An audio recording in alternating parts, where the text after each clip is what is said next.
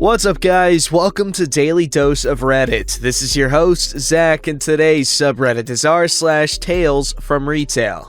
Alright, this story's called Rude Customer Forced to Apologize to Me. So, this is a story from my first job ever. For some backstory, I worked at a department store for 3 years and was working in the lawn and garden tools section of the store. It took me some time to get used to it, and learning about the specs for the merchandise was a bit of a pain. But I managed with the help from my coworkers, and they are awesome. Miss them like crazy since I left, but I do contact them from time to time. Story time.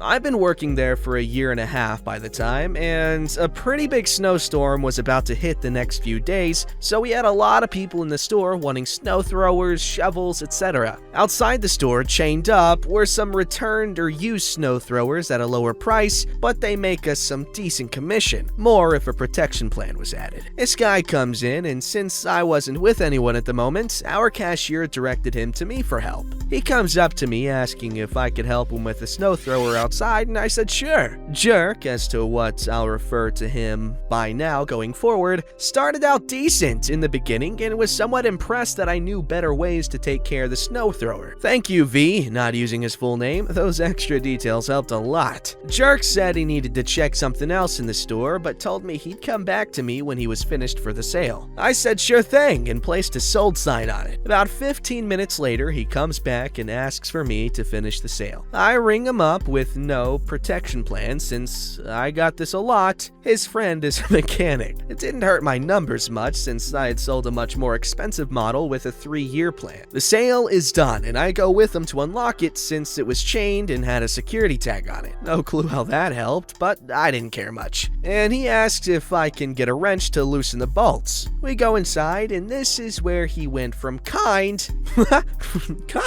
to a jerk. So what about its horsepower? How much does it have?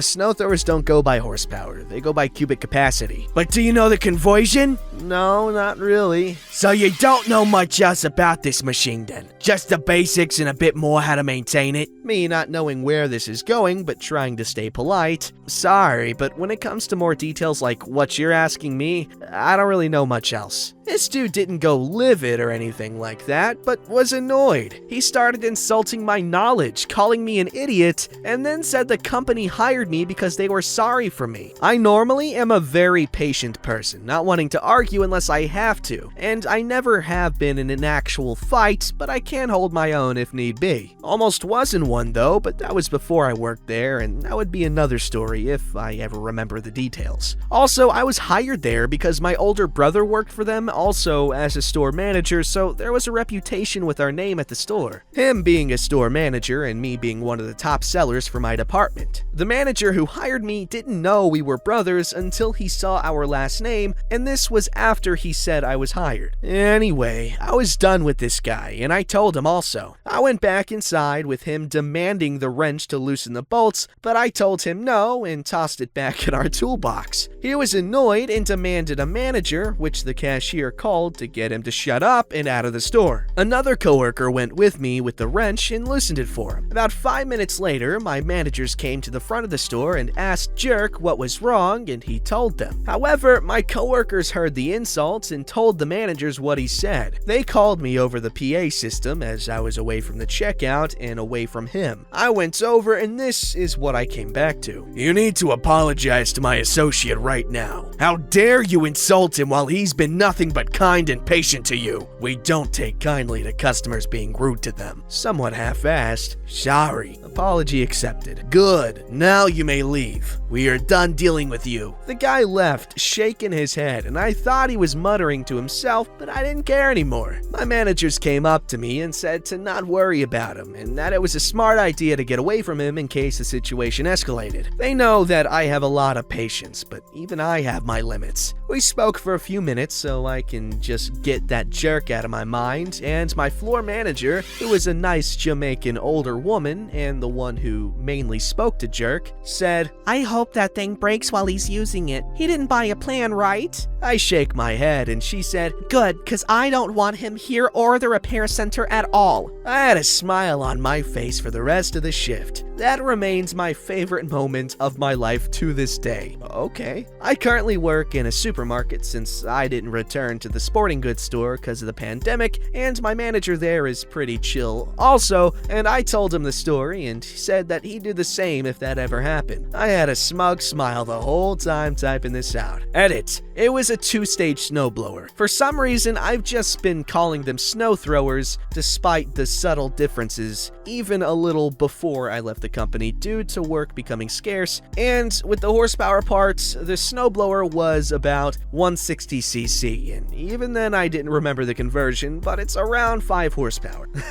Thanks for the info, man. This is what I like to see, people, workers, managers standing up for the worker. It's nice. Makes me think of the sentiment that, coworkers and stuff, they're like your family away from home. Michael Scott would approve. Alright, this story's called Today's My Birthday. It reminded me of another birthday story wherein I got the cops called on me because of misunderstanding. Happy belated birthday, OP. User never.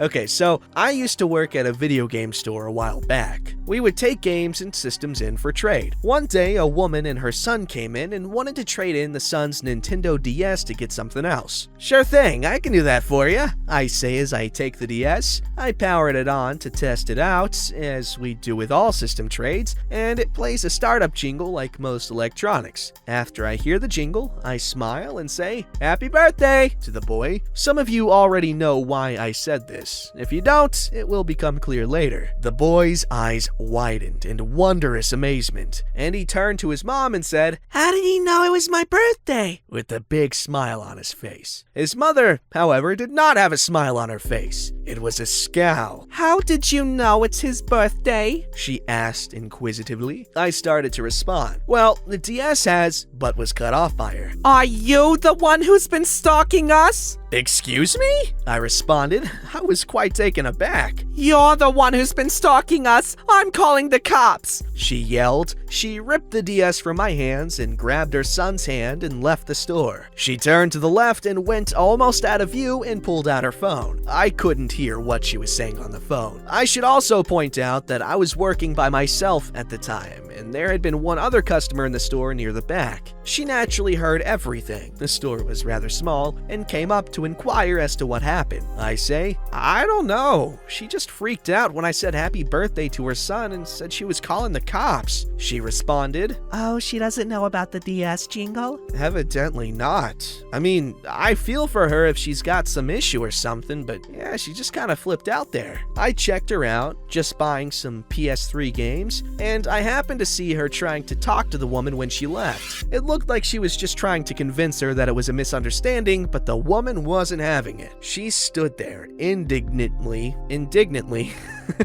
with her son, waiting. I could have gone out to try to explain it to her, but I thought that it might just make things worse, so I decided against it. A little while later, another customer came in, and as they opened the door, I heard the mother say, He's a stalker in there. The guy was obviously confused and happened to be a regular. What's that about? Reg asked me. It's just a wild misunderstanding on her part, I say. I explained what happened and we both chuckled. Assuming a cop would come to investigate, I prepared for their arrival by getting out a used DS to demonstrate the misunderstanding. A few minutes later, I see a squad car turn up. The officer came up to the woman and led her away from the store as he took her statement. Reg and I were just waiting for him to come inside. Eventually, he did so. Lady said you're stalking her, he said with a slight inclination that he didn't believe her. I'm guessing she was rambling or something when telling her story. Sorry, officer. I looked to his name badge. Brown? My name's Never, and it's really just a silly misunderstanding on her part. She told you I said happy birthday to her son, right? He nods. Well, the only reason I figured out it was his birthday was because they wanted to sell their Nintendo DS, and there's this feature. I pull out the DS and motion to it. You see, when you turn it on, it plays this little jingle. I turn it on and it plays the jingle. Now, the thing is, if you turn it on the birthday that was set by the user, I go into the settings and change the birthday to the current day and turn it off. The jingle that plays on startup is noticeably different, and turn it on and it plays the special birthday jingle. That's the only reason I knew it was his birthday. Officer Brown seems to understand. He takes my information and thanks me and leaves. I see him go out to the parking lot and talk with the mother. She seemed displeased at first, but appears at ease after Brown demonstrates on the kid's DS what had happened. Even though she calmed down, he appears to urge her not to come back in the store and leave. Reg and I had quite a laugh after Brown left. Believe it or not, I've had a similar experience before this, wherein the mom actually let me explain, and she, the kid, and I were all happily amused. Imagine being that mom, how embarrassing that would be. And imagine being Officer Brown. I mean, he probably has had stupid reports like that, or stupid calls like that all the time, but it's a waste of time, waste of resources. Don't be dumb. Then again, if she was being stalked, I can imagine that being a scary thing, especially if you've got a kid and the person you think is a stalker knows your kid's birthday. It's creepy. So I can understand the woman freaking out, but she should have at least given the guy a chance to explain. But again, understandable. Alright, this story's called Woman Flips Her Lid at Me for Doing My Job. This story starts on a Thursday night a couple of weeks ago. I was on the late shift and one of our heavy lifter guys just got off work and came into the store with his mom to do some shopping. He gets to my register and I'm ringing up his mom's items when he tells me about this lady that was sitting in a chair we had up for auction and that he told her she was not allowed. I look behind him and say that there's a lady sitting in the chair right now.